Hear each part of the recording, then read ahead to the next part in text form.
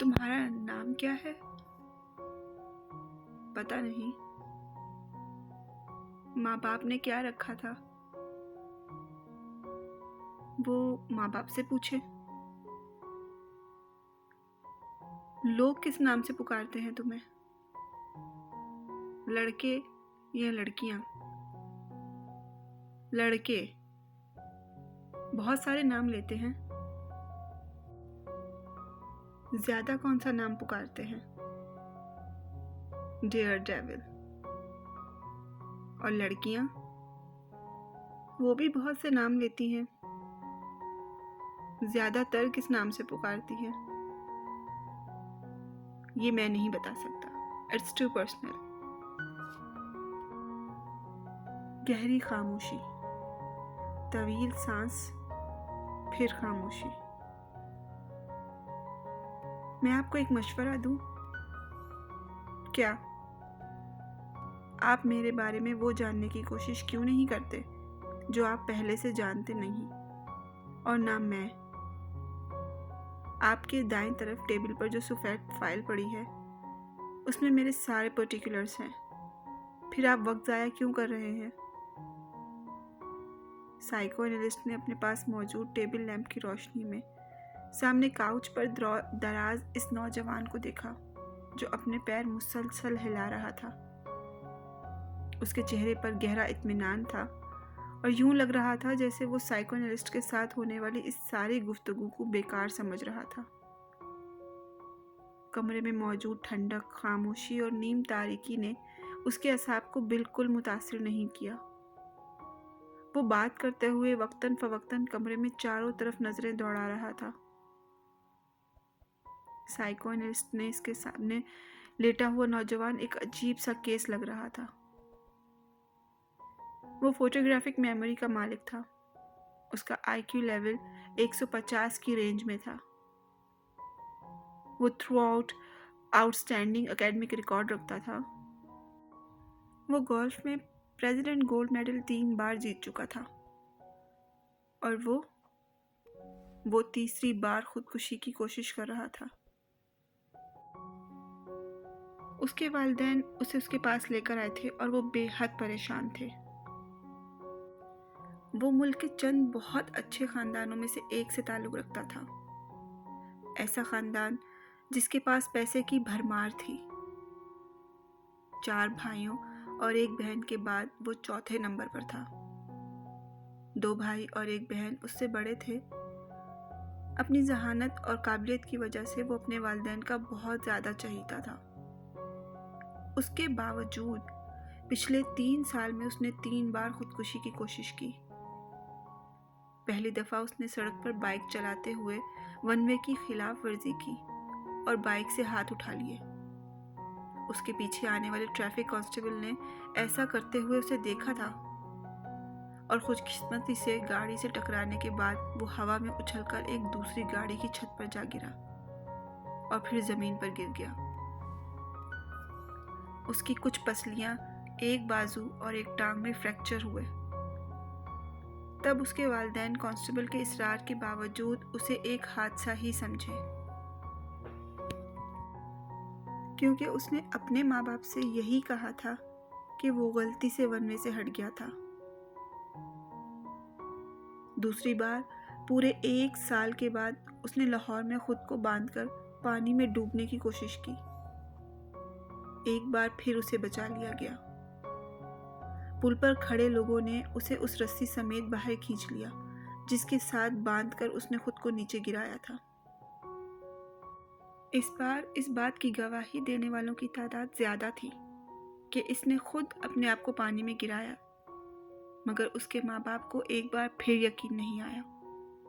सलार का बयान था कि कुछ लड़कों ने उसकी गाड़ी को पुल के पास रोका और फिर उसे बांधकर पानी में फेंक दिया, और जिस तरह वो बंधा हुआ था इससे यूं ही लगता था कि उसे वाकई ही बांधकर गिराया गया था। पुलिस अगले कई हफ्ते तक उसके बताए गए हुलिये के लड़कों को पूरे शहर में तलाश करती रही। सिकंदर उस्मान ने खास तौर पर एक गार्ड उसके साथ तैनात कर दिया। 24 घंटे उसके साथ रहता था। मगर तीसरी बार وہ اپنے ماں باپ کی آنکھوں میں دھول نہیں جھونک سکا۔ خواب آور گولیوں کی ایک بڑی تعداد کو پیس کر اس نے کھا لیا تھا۔ گولیوں کی تعداد اتنی زیادہ تھی کہ معدہ واش کرنے کے باوجود اگلے کئی دن تک وہ بیمار رہا۔ اس بار کسی کو بھی کوئی غلط فہمی نہیں ہوئی۔ اس نے خانسامہ کے سامنے ان گولیوں کے پاؤڈر کو دودھ میں ڈال کر پیا تھا۔ سکندر عثمان اور طیبہ سکندر شاکڈ رہ گئے۔ پچھلے دونوں واقعات کو بھی وہ پوری طرح بھول نہیں سکے تھے، اور وہ پچھتانے لگے کہ انہوں نے پہلے ہی اس کی بات پر کیوں اعتبار کیا۔ پورا گھر اس کی وجہ سے پریشان ہو گیا تھا۔ اس کے بارے میں اسکول، کالونی اور خاندان، ہر جگہ خبریں پھیل رہی تھی۔ وہ اس بار اس بات سے انکار نہیں کر سکا کہ اس نے خودکشی کی کوشش کی تھی، مگر وہ یہ بتانے پر تیار نہیں تھا کہ اس نے ایسا کیوں کیا تھا۔ بھائی بہن، ماں باپ، اس نے کسی کے سوال کا بھی جواب نہیں دیا۔ سکندر اے لیولز کے بعد اس کے بڑے بھائیوں کی طرح اسے بیرون ملک تعلیم حاصل کرنے کے لیے بھجوانا چاہتا تھا۔ وہ جانتا تھا کہ اسے کہیں بھی نہ صرف بڑی آسانی سے ایڈمیشن مل جائے گا بلکہ اسکالرشپ بھی، لیکن ان کے سارے پلانز جیسے بھگ کر کے اڑ گئے تھے، اور اب وہ اس سائیکو انالسٹ کے سامنے موجود تھا جس کے پاس سکندر عثمان نے اسے اپنے ایک دوست کے مشورے پر بھجوایا۔ ٹھیک ہے سالار، بالکل ٹو دا پوائنٹ بات کرتے ہیں۔ مرنا کیوں چاہتے ہو تم؟ سالار نے کندھے اچکائے۔ آپ سے کس نے کہا کہ میں مرنا چاہتا ہوں؟ خودکشی کی 3 کوششیں کر چکے ہو تم۔ کوشش کرنے اور مرنے میں بڑا فرق ہوتا ہے۔ تینوں دفعہ تم اتفاقاً بچے ہو، ورنہ تم نے تو خود کو مارنے میں کوئی کسر نہیں چھوڑی تھی۔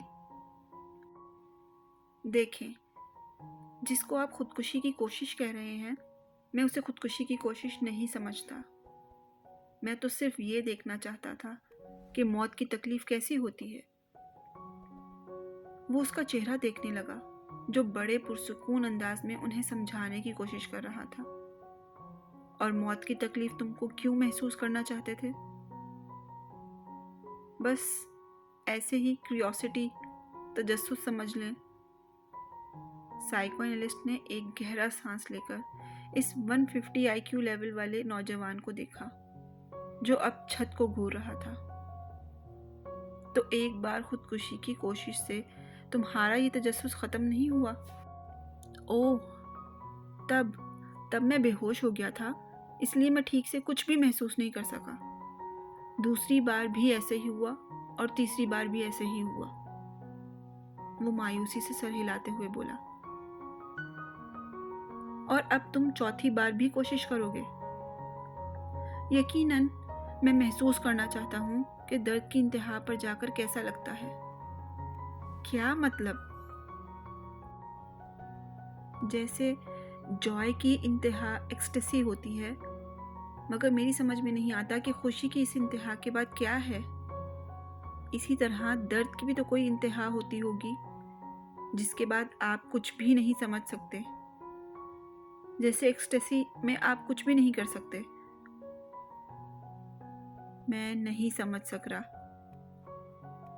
فرض کریں آپ ایک اسٹرپ پیسٹ کر رہے ہیں، بہت تیز میوزک بج رہا ہے، آپ ڈرنک کر رہے ہیں، آپ نے کچھ اور ڈرگز بھی لی ہوئی ہیں، آپ ناچ رہے ہیں، پھر آہستہ آہستہ آپ اپنے ہوش و حواس کھو دیتے ہیں۔ آپ اسی سرور میں ہیں، کہاں ہیں، کیوں ہیں، کیا کر رہے ہیں، آپ کو کچھ بھی نہیں پتہ چلتا، لیکن آپ کو یہ ضرور پتہ ہوتا ہے کہ آپ جو کچھ بھی کر رہے ہیں وہ آپ کو اچھا لگ رہا ہے۔ میں جب باہر چھٹیاں گزارنے جاتا ہوں تو اپنے کزنز کے ساتھ ایسے بارز میں جاتا ہوں۔ میرا پرابلم یہ ہے کہ ان کی طرح میں مدہوش نہیں ہو جاتا۔ I never get with joy۔ مجھے ان چیزوں سے اتنی خوشی نہیں مل پاتی جتنی لوگوں کو ملتی ہے۔ اور یہی چیز مجھے مایوس کرتی ہے۔ میں نے سوچا کہ اگر سرور کی انتہا پر نہیں پہنچ سکتا تو شاید میں درد کی انتہا پر پہنچ سکوں، لیکن وہ بھی نہیں ہو سکا۔ وہ خاصا مایوس نظر آ رہا تھا۔ تم اس طرح کی چیزوں میں وقت ضائع کیوں کر رہے ہو؟ اتنا شاندار اکیڈمک ریکارڈ ہے تمہارا۔ سالار نے اس بار انتہائی بیزاری سے اس سے کہا، پلیز اب میری ذہانت کے راگ الاپنا مت شروع کر دیجیے گا۔ مجھے پتا ہے میں کیا ہوں۔ تنگ آ گیا ہوں میں اپنی تعریفیں سنتے سنتے۔ اس کے لہجے میں تلخی تھی۔ سائیکو اینالسٹ کچھ دیر اسے دیکھتا رہا۔ اپنے لیے کوئی گول کیوں نہیں سیٹ کرتے تم؟ میں نے کیا ہے۔ کیا؟ مجھے خودکشی کی ایک اور کوشش کرنی ہے۔ مکمل اطمینان تھا۔ کیا تمہیں کوئی ڈپریشن ہے؟ Not at all. تو پھر مرنا کیوں چاہتے ہو؟ کیا آپ کو ایک بار پھر سے بتانا شروع کروں کہ میں مرنا نہیں چاہتا؟ میں کچھ اور کرنے کی کوشش کر رہا ہوں۔ بات گھوم پھر کر پھر وہیں آ گئی تھی۔ سائیکو اینالسٹ کچھ دیر سوچتا رہا۔ کیا تم یہ سب کچھ کسی لڑکی کی وجہ سے کر رہے ہو؟ سالار نے گردن موڑ کر حیرانی سے اسے دیکھا۔ لڑکی کی وجہ سے؟ ہاں، کوئی ایسی لڑکی جو تمہیں اچھی لگتی ہو، جس سے تم شادی کرنا چاہتے ہو۔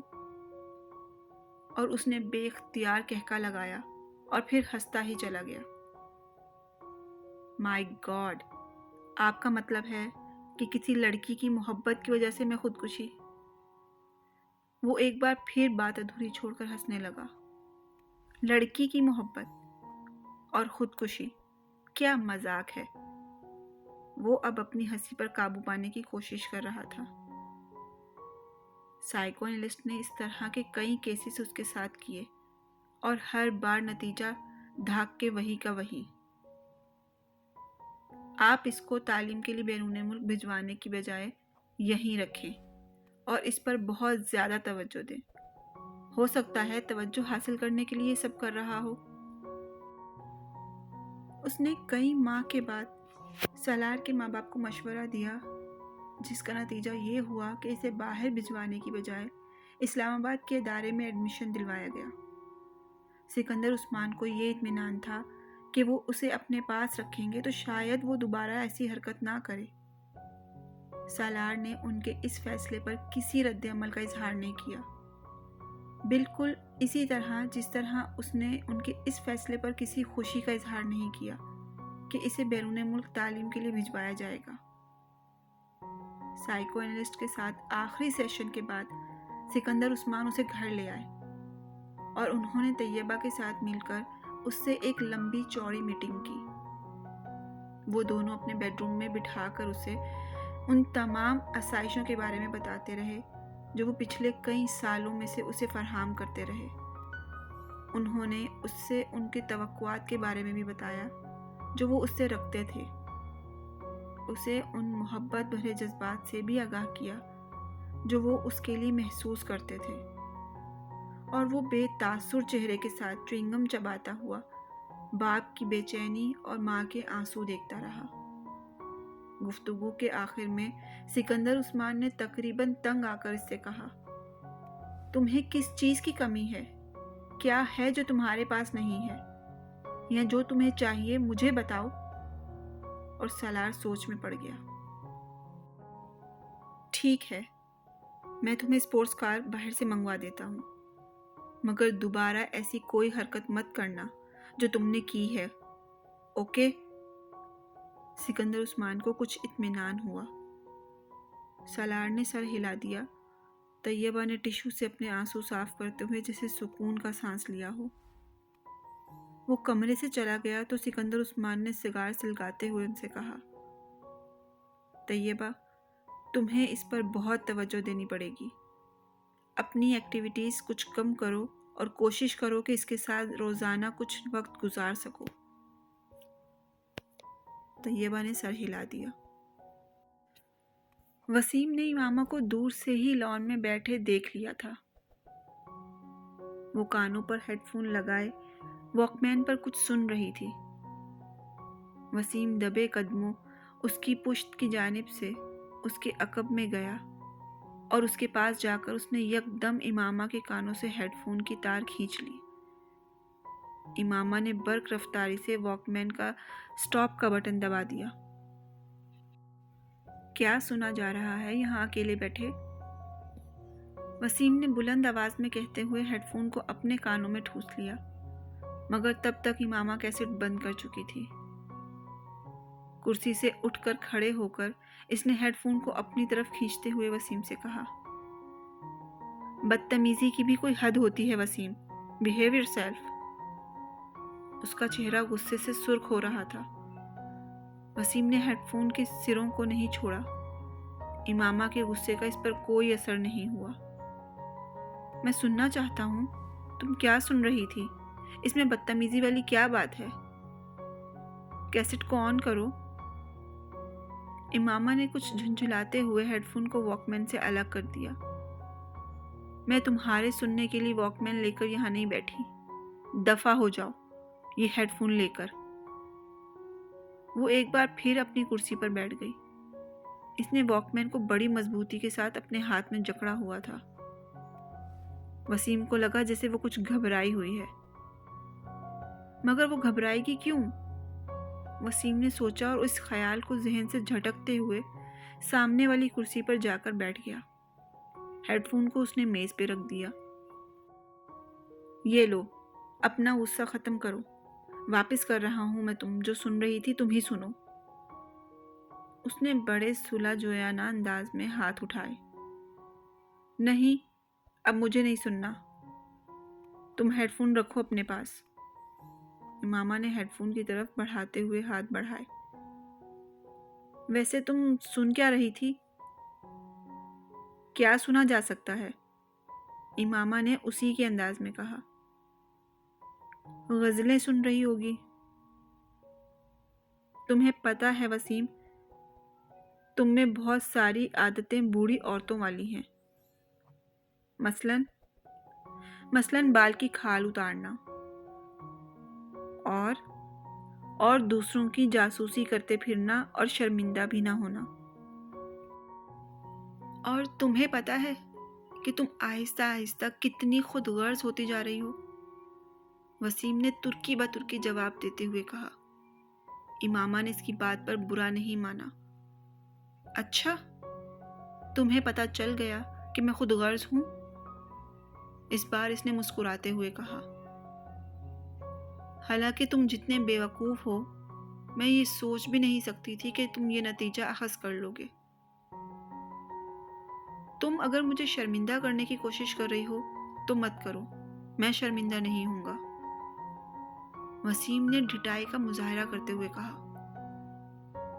پھر بھی ایسے کاموں کی کوشش تو ہر ایک پر فرض ہوتی ہے۔ آج تمہاری زبان کچھ زیادہ نہیں چل رہی، وسیم نے اسے غور سے دیکھتے ہوئے کہا۔ ہو سکتا ہے نہیں، ایسا ہی ہے۔ چلو اچھا ہے، وہ چپ شاہ کا روزہ تو توڑ دیا تم نے جو اسلام آباد آنے پر تم رکھ لیتی ہو۔ امامہ نے غور سے وسیم کو دیکھا۔ کون سا چپ شاہ کا روزہ؟ تم جب سے لاہور گئی ہو خاصی بدل گئی ہو۔ مجھ پر اسٹڈیز کا بہت بوجھ ہوتا ہے۔ سب پر ہوتا ہے امامہ، مگر کوئی بھی اسٹڈیز کو اتنا سرور پر سوار نہیں کرتا، وسیم نے اس کی بات کاٹتے ہوئے کہا۔ چھوڑو اس فضول بحث کو، یہ بتاؤ تم آج کل کر کیا رہے ہو؟ ایش۔ وہ اسی طرح کرسی جھلاتا رہا۔ یہ تو تم پورا سال ہی کرتے ہو، میں آج کل کی خاص مصروفیات کا پوچھ رہی ہوں۔ آج کل تو بس دوستوں کے ساتھ پھر رہا ہوں۔ تمہیں پتہ ہونا چاہیے کہ پیپرز کے بعد میری مصروفیات کیا ہوتی ہیں، سب کچھ بھولتی جا رہی ہو تم، وسیم نے افسوس بھری نظروں سے کہا۔ میں نے اس امید میں یہ سوال کیا تھا کہ شاید اس سال تم میں کوئی بہتری آ جائے گی، مگر نہیں، میں نے بیکار سوال کیا، امامہ نے اس کے تبصرے کے جواب میں کہا۔ تمہیں پتہ ہونا چاہیے کہ میں تم سے 1 سال بڑا ہوں، تم نہیں، اس لیے اب اپنی ملامتی تقریر ختم کر دو، وسیم نے اسے کچھ جتاتے ہوئے کہا۔ یہ ساتھ والوں کے لڑکے سے تعلقات کا کیا حال ہے؟ امامہ کو اچانک یاد آیا۔ چوچو سے بس کچھ عجیب سے ہی تعلقات ہیں، وسیم نے کندھے اچکاتے ہوئے کہا۔ بڑا عجیب سا بندہ ہے، موڈ اچھا ہے تو دوسرے کو 7ویں آسمان پر بٹھا دے گا، موڈ خراب ہے تو سیدھا گٹر میں پہنچا دے گا۔ تمہارے زیادہ تر دوست اسی طرح کے ہیں، امامہ نے مسکراتے ہوئے کہا۔ کن ہم جنس باہم جنس پرواز۔ نہیں، خیر ایسی بھی کوئی بات نہیں ہے، کم از کم میری عادتیں اور حرکتیں چوچو جیسی تو نہیں ہیں۔ وہ تو باہر جانے والا تھا نا؟ ہاں جانا تو تھا، مگر پتہ نہیں، میرا خیال ہے اس کے پیرنٹس نہیں بھجوا رہے۔ حلیہ بڑا عجیب سا ہوتا ہے اس کا، مجھے بعض دفعہ لگتا ہے ممیوں کے کسی قبیلے سے کسی نہ کسی طرح کا اس کا تعلق ہوگا یا آئندہ ہو جائے گا۔ تم نے دیکھا ہے اسے؟ کل میں باہر سے آ رہی تھی تو دیکھا تھا، وہ بھی اسی وقت باہر نکل رہا تھا، کوئی لڑکی بھی تھی اس کے ساتھ۔ لڑکی؟ جینز وغیرہ پہنی ہوئی تھی اس نے؟ وسیم نے اچانک دلچسپی سے لیتے ہوئے پوچھا۔ ہاں، مشروم کٹ بالوں والی، فیئر سی۔ ارسا؟ وسیم چٹکی بجاتے ہوئے مسکرایا۔ یہ اس کی گرل فرینڈ ہے۔ پچھلی دفعہ تو تم کسی اور کا نام لے رہے تھے۔ امامہ نے اسے گھورا۔ پچھلی دفعہ کب؟ وسیم سوچ میں پڑ گیا۔ 7-8 ماہ پہلے شاید تم سے اس کی کسی گرل فرینڈ کی بات ہوئی تھی۔ ہاں تب شیبہ تھی، اب پتہ نہیں وہ کہاں ہے۔ اس بار تو گاڑی کے پچھلے شیشے پر اس نے اپنے موبائل کا نمبر بھی پرنٹ کروا لیا ہے۔ امامہ ایک موبائل نمبر دہراتے ہوئے ہنسی۔ تمہیں یاد ہے؟ میں نے زندگی میں پہلی بار اتنا بڑا موبائل نمبر کہیں لکھا ہوا دیکھا تھا، اور وہ بھی گاڑی کے شیشے پر، اس کے نام کے ساتھ۔ یاد تو ہونا ہی تھا۔ امامہ پھر ہنسی۔ میں تو خود سوچ رہا ہوں اپنی گاڑی کے شیشے پر موبائل نمبر لکھوا لوں، وسیم نے بالوں میں ہاتھ پھیرتے ہوئے کہا۔ کون سے موبائل کا؟ وہ جو تم نے ابھی خریدا بھی نہیں؟ میں خرید رہا ہوں اس ماہ۔ بابا سے جوتے کھانے کے لیے تیار رہنا، اگر تم نے موبائل کے نمبر کو گاڑی کے شیشے پر لکھوایا، سب سے پہلا فون ان کا ہی آئے گا۔ بس اس لیے ہر بار میں رک جاتا ہوں، وسیم نے ایک ٹھنڈی سانس بھرتے ہوئے کہا۔ یہ تمہارے لیے ہی اچھا ہے، بابا سے ہڈیاں توڑوانے سے بہتر ہے کہ بندہ اپنے جذبات پر کچھ قابو رکھے، اور تمہارے لیے تو خطرات ویسے بھی زیادہ ہیں۔ سمیہ کو پتہ چلا تو اگر اس نے اس قسم کے کسی بھی فون کا، تو وسیم نے اس کی بات کاٹ دی۔ تو کیا کرے گی وہ؟ میں اس سے ڈرتا تھوڑی ہوں۔ میں جانتی ہوں تم اس سے ڈرتے نہیں، مگر 6 بھائیوں کی اکلوتی بہن سے منگنی کرنے سے پہلے تمہیں تمام نفع نقصان پر غور کر لینا چاہیے تھا، جن کا سامنا تمہیں کسی ایسی ویسی حرکت کے بعد ہو سکتا ہے۔ امامہ نے ایک بار پھر اس کی منگیتر کا حوالہ دیتے ہوئے اس کا مذاق اڑایا۔ اب کیا کیا جا سکتا ہے، بس میرے مقدر میں تھا یہ سب کچھ، وسیم نے ایک مصنوعی آہ بھرتے ہوئے کہا۔ مجھے کبھی بھی موبائل فون نہیں خریدنا چاہیے، کیونکہ یہ میرے کسی کام نہیں آ سکے گا، کم از کم جہاں تک گرل فرینڈ کی تلاش کا سوال ہے۔ دیر سے ہی صحیح، مگر بات تمہاری سمجھ میں آ ہی گئی۔ ویسے تم سن کیا رہی تھی؟